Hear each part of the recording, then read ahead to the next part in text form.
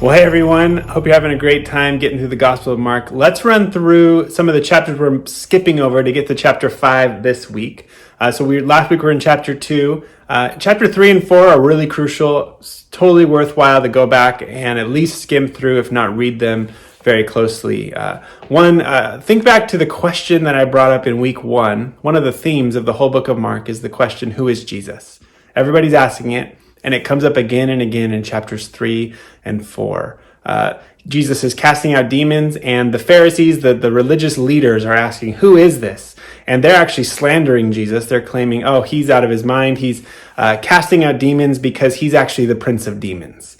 And Jesus gives this really profound parable in response to say, no, actually what I'm doing is I'm coming in and I'm binding the strong man, the Satan, and I'm plundering his goods by setting people free from their demonic possession. So he is binding the strong man. Keep that in mind, that the idea of binding and strength when you get to chapter 5 in particular. Even his family gets in on it, and they start wondering, is Jesus crazy? Is he out of his mind? And they're wondering who Jesus is. In the middle of this, Jesus calls his 12 disciples to himself.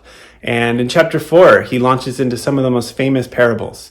It's funny, we often think that parables are there to help people understand kind of simple, timeless truths. Jesus actually gives a response. The very first parable of the soils in chapter 4, the disciples ask, why are you saying it like this? And he says, I'm doing this so that those on the outside stay on the outside.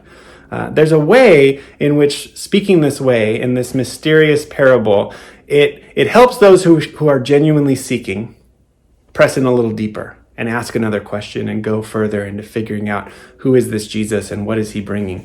But if you're on the outside and you don't have anything to do with Jesus and don't want anything to do with Jesus, Jesus speaking in parables actually serves the opposite effect. It keeps you on the outside because you can write it off and say, oh, that guy's just muttering nonsense or something like that. So that's what he's doing with all of those parables. And then at the end of chapter 4, he's out on the boat with his disciples in the middle of a storm. He calms the storm, but the disciples end with a really, in fear, saying, who is this that even the wind and sea obey him? So from his parents and his brothers to the Pharisees to the disciples, everyone is wondering, who is this guy and what is he all about? It's from there that we launch into chapter 5, and it is incredible. He lands on the beach in the Gentile region. He's out of Jewish territory. We know that for certain. One, just knowing the history of that region, it's called the Decapolis. And two, one of the parts of this story is that there's a herd of pigs, a domesticated herd of pigs, which was an unclean animal for the Jewish people. So that tells you right away that the herdsmen were Gentiles as well as the rest of the town.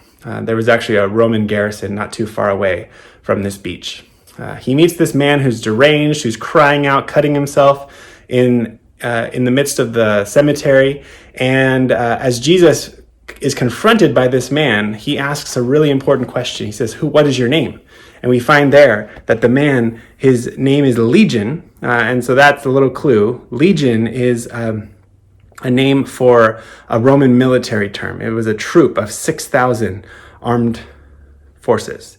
So here we see, this is not just one man that met Jesus on the beach. It was a troop, an army full of demons inside this one man. It's almost like Jesus lands on the beachhead. Think of famous beachhead war scenes like Normandy, right? And what's waiting for him is a troop from the enemy sent guarding this beachhead, and Jesus deals with this legion, as well as separating and healing this man. The herdsmen are pretty upset, scared about Jesus, and upset that he let his the pigs waste away into the lake. And so they go, and the whole town gathers around and asks Jesus to leave their region. The man, who is now healed and in his right mind, asked Jesus to go with him. Wouldn't you? Right? That seems like the logical next step. Jesus, I can't believe you healed me. I'm so grateful. Let me follow you. And Jesus says no. Fascinating. It's one of the most perplexing and fascinating parts of the story for me. Really dig in this week. What's going on with this man, about how Jesus confronts him, draws him out, separates the man from this legion of demons inside this man. And then what do we do when Jesus reacts in a way that we're not expecting? The man thought it was the most natural next step to go with him, and Jesus says, no, go home. Tell everyone else about me. and how would we respond in that sort of situation? So hope you're having a great time digging in and really diving into these great themes of Jesus being our King and bringing this kingdom and what that means for us. Have a great time in your group. Ask these great questions about, why does Jesus say no to the man? And what is going on with his story? All right, have a great day, and God bless.